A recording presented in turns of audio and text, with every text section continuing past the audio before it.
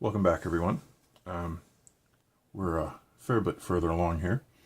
I've got this quickly mocked up with a little piece of rubber down here that's just temporarily to hold the lead screw where it would be. Here you can see the coupling nut.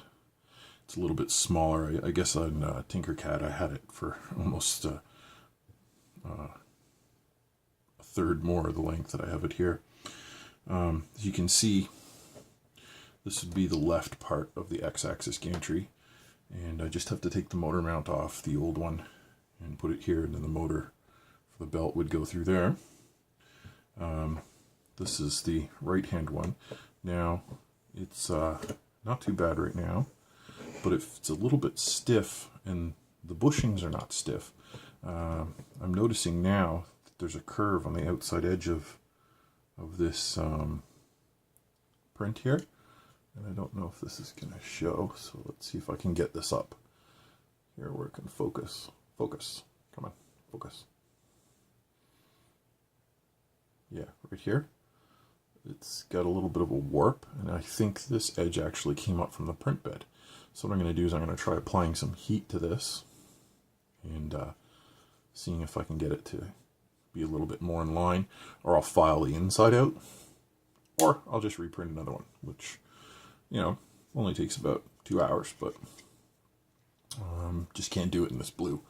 Not that I'm trying to be color-coded or anything, but it does slip, and these bearings are good. They should be slipping a little better than this, but they're just a tiny bit out of alignment. I even have a short bearing in at the bottom to help it. If I knock that out and just use the one bearing, which I might also do, and move it to the center, because there's two working perfectly fine on the other side, it's fine. But it's just a little bit sticky right now. Now, I'm going to take a second, pull that off the end. This was, hopefully this will focus now, this was the part that I did as the time lapse. You can see it holds the 8mm rod here, and then has a long M3 machine screw and nut. Now, I did thread the lower part of this, but I don't trust that on its own, so I've added a nut to help. And there's a little bit of a curve at the back. I don't know if you can see that very well. And that curve is just enough to put a bit of friction on that nut, so it's kind of like getting a free nylock, a nylon lock nut. Here, I can't remember what size, it was 1036 or 1032. I have some, I was going to use M5s, but I have some standard screw, machine screws and nuts. I got a box of them I found, and they just happen to fit through this with a tiniest little bit of friction, so that's going to be nothing to deal with. It'll be a piece of cake, but that will allow me a little bit of left side-to-side adjustment in the when I mount it on the board.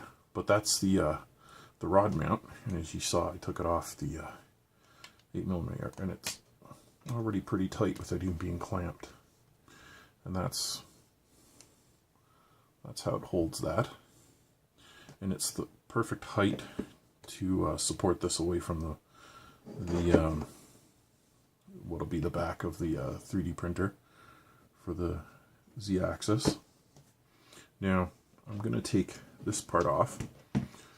You've seen, I'm pretty sure you've seen this motor mount before. I know you've seen it in the TinkerCad file, and I made this long before I knew the distance it was going to be away from the backboard, knowing I was going to print a spacer. But this clamps the other end of that 8mm rod, and it has a stop at the bottom. This is where the stepper motor goes on. This one down here actually is one that's already made up. What I have is some 6mm M3 screws. Come on, focus. There we go. Some 6mm M3 screws that are going in to hold it for alignment. These ones are, I think they're actually 12mm long. Maybe they're just 10s. And they go in and they're providing a whole lot of strength.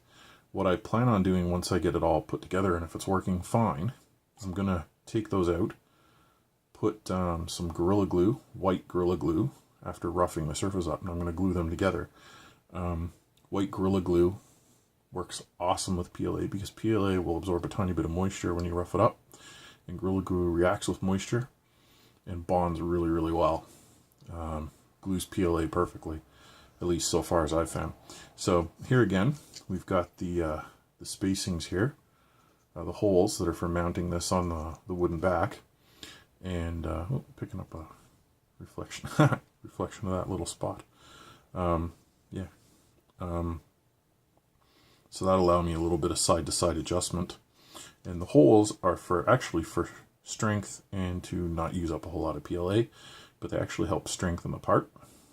I'm going to get into that in some videos on how I make some of my parts in TinkerCad once I get my screen recording software and microphone dialed in, but that'll come soon. But anyhow, that is the right-hand side motor mount for the lead screw, and I have to take this motor mount off the old left-hand side and mount it there, and this one is going to have the where's it here, the idler pulley assembly. This idler pulley assembly is going to come off that and go on the outside of that once I get that sorted out for that bearing issue. So again, this two-part, kind of a pain in the butt to print, assembly is going to get in storage for a little bit because we're going to go with this single print that has all the same functionality and prints pretty easily on a Fabricator Mini, except I didn't notice the warping on that, but I'm hoping that's an easy fix. Anyhow, what I can't do here is because these don't pass the L-channel rod through, but essentially the L-channel is going to go through like this, an upper one and a lower one between those parts, and then the actual X carriage with the printer head would be here. But I'll have to get that together for a different video. But where that's set up, and I'm planning on using a Bowden tube, but for that, so it'll keep it nice and light. I shouldn't run into too many problems that way, I don't think. Once I get this sorted out to make it move a little smoother, I'm just going to heat that up. But here you can see, obviously I don't have that stepper in or that lead screw attached, but here you can see pretty much how it's going to be in the machine. And I think that's just on video. Yep, that end. Actually at the phase now we have to cut some wood, and I've got an idea for the Y, the idler pulley for the Y, but I'll save that for a different video. The Y-axis part, I'm probably going to cut the wood before I do that, get that on video. Anyhow, if you have any questions or comments, put them down below. If you like this video, don't forget to like it, and subscribe if you like this kind of stuff. And as always, thanks for watching, and I'll see you in the next video.